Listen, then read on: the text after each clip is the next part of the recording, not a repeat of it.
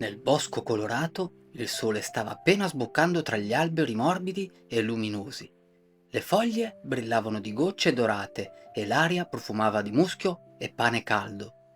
Matteo camminava lentamente accanto a Zibù, osservando il sentiero ancora pieno di nebbia azzurra. All'improvviso qualcosa comparve oltre la collina. Una gigantesca mongolfiera dai colori rosso, oro e turchese ondeggiava piano vicino a un vecchio prato fiorito. Il cesto era di legno lucido e sopra brillavano piccole stelle dipinte che sembravano vive. Matteo spalancò gli occhi mentre Zibù diventava verde smeraldo luminoso per l'emozione. Nessuno dei due aveva mai visto una mongolfiera così grande. Una corda scese lentamente verso di loro, mossa dal vento del mattino. Matteo esitò per un istante, ma Zibù sorrise e gli fece cenno di salire. Poco dopo, la mongolfiera si staccò dal terreno con dolcezza, iniziando a salire sopra il bosco silenzioso. La mongolfiera continuò a salire sempre più in alto, finché il bosco colorato diventò piccolo come un dipinto lontano. Attorno a loro apparve un immenso mare di nuvole soffici, illuminate dal sole. Alcune erano rosa, altre dorate, altre ancora sembravano fatte di zucchero brillante. Matteo si sporgeva dal cesto osservando meravigliato il cielo, infinito, mentre il vento faceva danzare dolcemente la mongolfiera. A un tratto comparvero strani uccelli azzurri, dalle ali trasparenti, che volavano accanto a loro senza paura. Zibù diventò giallo acceso per la felicità e iniziò a seguire con gli occhi i movimenti delle creature del cielo. In lontananza si vedevano giganteschi mulini sospesi tra le nuvole che giravano lentamente producendo scintille luminose. Matteo sentiva il cuore battere fortissimo. Non aveva mai immaginato che sopra le nuvole potesse esistere un mondo così immenso e silenzioso.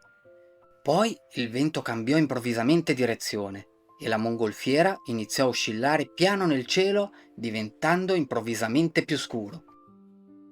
Nuvole grigie iniziarono a muoversi velocissime attorno alla mongolfiera. Il vento diventò forte e gelido, facendo scricchiolare il grande pallone colorato sopra la testa di Matteo e Zibù.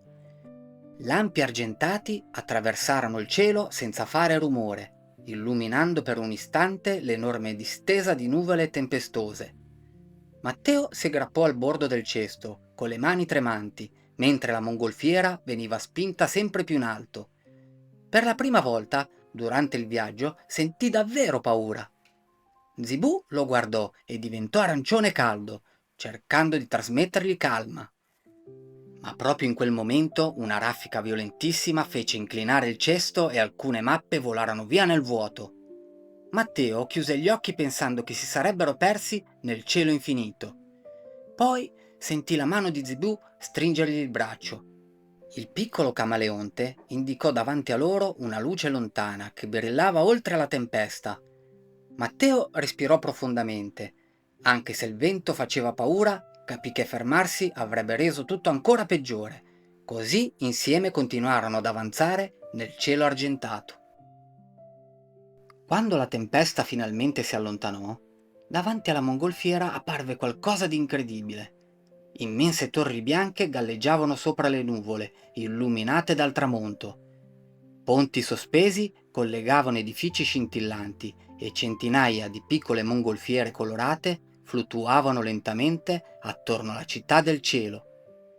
Matteo rimase senza parole, osservando le finestre dorate e le grandi ruote luminose che giravano silenziose nell'aria. La mongolfiera atterrò dolcemente su una piattaforma di pietra chiara, sospesa tra le nuvole. Intorno a loro camminavano viaggiatori provenienti da luoghi lontanissimi, tutti con mantelli mossi dal vento e lanterne brillanti tra le mani. Zibù diventò turchese luminoso, guardando quel luogo meraviglioso. Un vecchio custode sorrise a Matteo e gli mostrò un'enorme bussola sospesa nel centro della piazza. L'ago non indicava il nord, ma il cuore di chi lo osservava. Matteo capì allora che quella città non guidava i viaggiatori verso un posto preciso, li aiutava invece a trovare il coraggio di continuare, anche quando il cielo diventava oscuro e sconosciuto. La sera era ormai arrivata quando la mongolfiera riprese lentamente il viaggio verso casa. Il cielo sopra di loro era pieno di stelle enormi che sembravano vicinissime. Matteo osservava il bosco colorato riapparire, piano sotto le nuvole, mentre il vento diventava di nuovo calmo e gentile. Stavolta, però, si sentiva diverso. All'inizio del viaggio aveva paura di lasciare il sentiero conosciuto, ma adesso guardava il cielo con occhi pieni di meraviglia. Zibù diventò verde e brillante e si sdraiò tranquillo accanto al bordo del cesto, mentre la mongolfiera scendeva lentamente verso il prato fiorito. Quando toccarono terra, il bosco era silenzioso e illuminato dalla luna. Matteo guardò la mongolfiera ondeggiare ancora una volta nel vento della notte.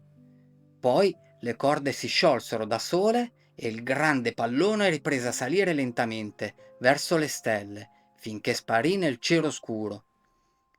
Matteo sorrise piano. Aveva capito che il coraggio non significa non avere paura. Significa continuare il viaggio anche quando il vento cambia improvvisamente di direzione. A volte la strada più importante è quella che non conosciamo ancora. Il coraggio nasce quando scegliamo di andare avanti, anche nelle giornate piene di vento e incertezza. E anche questa storia finisce qua. Buonanotte.